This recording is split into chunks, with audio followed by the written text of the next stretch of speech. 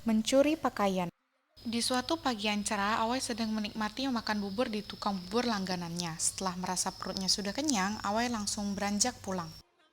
Di tengah-tengah perjalanan pulang, Awai mendapat musibah, yaitu kecelakaan terserempet pengendara sepeda motor yang ugal-ugalan.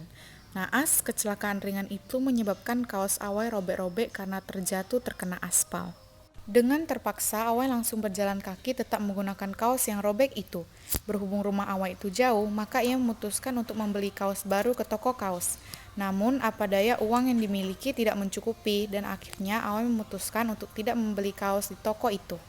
Karena uang Awai tidak cukup untuk membeli kaos, Awai mempunyai niat buruk untuk mencuri kaos yang ada di jemuran rumah seseorang yang letaknya tidak jauh dari toko kaos tersebut. Awai ingin mengambil kaos yang bagus di jemuran itu. Awai duduk-duduk manis di depan teras rumah yang menjadi target.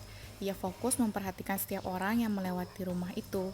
Jadi, ketika sudah tidak ada orang yang melewati rumah, Awai melakukan aksinya untuk mencuri kaosnya. Ternyata perbuatan buruk yang tidak baik untuk dicontoh tersebut berjalan dengan mulus dan lancar. Awai berhasil mendapatkan kaos incarannya yang berwarna merah marun dan termasuk kaos yang paling bagus yang ada di jemuran itu.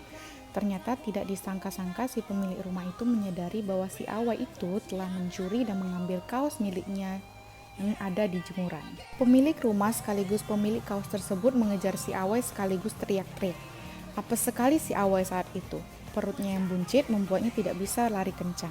Singkat cerita, si Awai tertangkap dan diseret ke kantor polisi untuk dilaporkan kejahatan yang sudah dilakukan oleh si Awai. Setelah Awai diperiksa oleh polisi, akhirnya Awai divonis dengan pasal pencurian dan kasus yang telah dilakukan oleh Awai ini akan segera disidang 1 minggu lagi.